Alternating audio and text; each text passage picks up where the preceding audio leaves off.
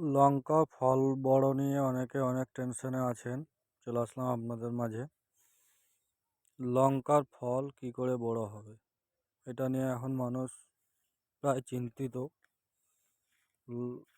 একে তো লঙ্কা বড় হয় না, তার কারণ এক নম্বর হচ্ছে একে তো ওয়েদার ঠান্ডা হয়ে গেছে অলরেডি, আর দুই নম্বর হচ্ছে গাছে গ্রোথও নাই, হয়তো কারো আছে আবার কারো নাই।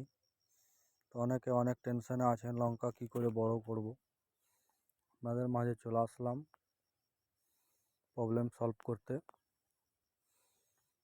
লঙ্কা বড় করার জন্য প্রোজিপ, যাতে কম্পোজিশন আছে জিব্রেলিক অ্যাসিড, 2 গ্রামে প্রায় 6 টিন হয়ে যাবে।